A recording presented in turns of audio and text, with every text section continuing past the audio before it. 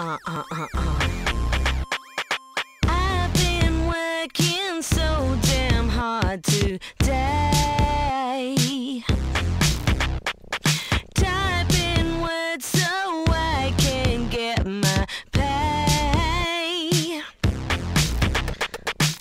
What I want is one right out there, not sitting here in an office chair. Take me out so I can let my head down. Won't you take me to the movies? Hi, I'm Andy Dynan, alias Gallery Girl. And where would we be without our friends? Tonight, I have managed to convince 3 people who I absolutely adore to come with me on a crazy night. I've got Ashley Crawford, who is the wordsmith you all want to know, who writes on all the arts issues in Australia.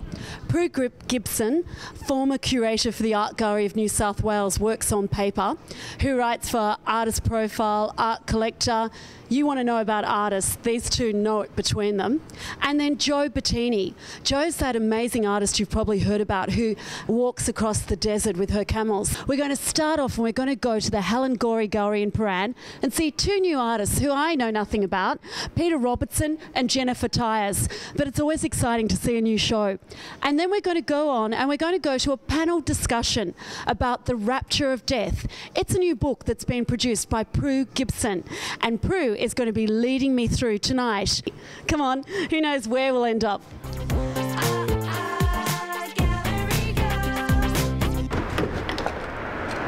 We're in Helen Gorey Gallery in Prahran. Come on, let's go have a look. I've managed to corner someone. Tell me, what are you doing tonight? Going to this gallery. What for? See Pete Robertson's work. Yeah. Do you come here often? No. What's your favourite gallery in Melbourne? This one. That's Ben Buxton. He's the man that knows. He's now going to look at Helen Gorey Gallery, which is, it seems, his favourite gallery in Melbourne.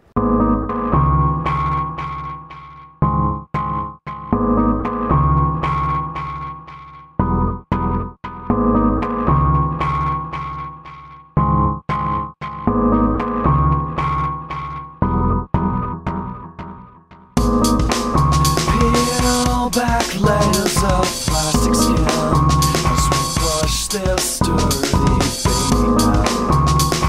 Put the gentlest cheek in a box until next weekend. Oh, now the fake can pay so well. Forget about the pity. How was it that you came to be here? That's the exhibition by Peter Robertson that we're seeing tonight. And I've managed to get Ashley Crawford, who's quite familiar with Peter's work, to join in a conversation about what we're seeing here tonight.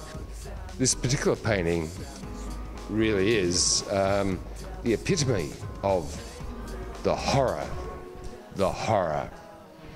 Yes, it's a scene that comes from literature. It comes from Joseph Conrad originally, Heart of Darkness, and then was depicted in the 70s in Apocalypse Now, much more detailed, much more extended. I needed an image that I believed displayed the notion of horror or discovery of horror, and this was particularly appropriate.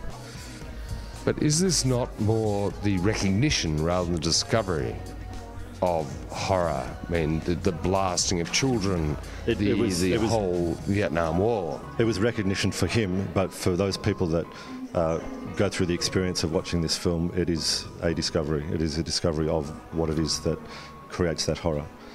So I wanted an image that is experiential in that sense. The person watching the film feels that sense of horror in the same way that the character does.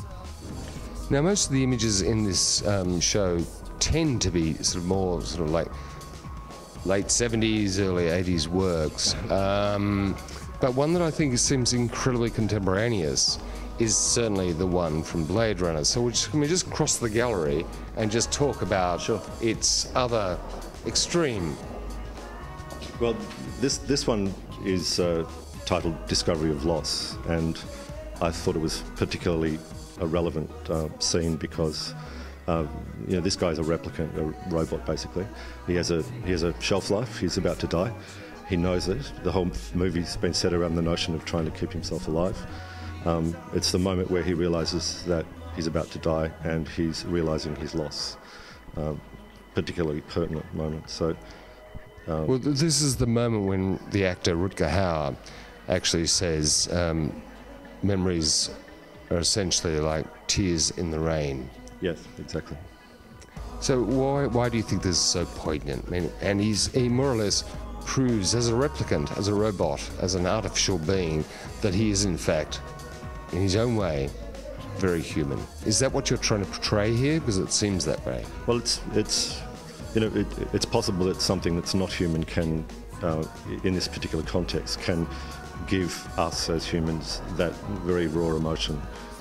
You know, it can be transferred, and we don't perhaps realise it as explicitly and as dramatically as he did, because you know our life is much longer, and our notions of loss tend to be much more transient. Thank you, boys. Thank you so much. It's a pleasure to see the show on opening night. Thank you very much. Good luck. You deserve lots of red dots. Oh, thank you.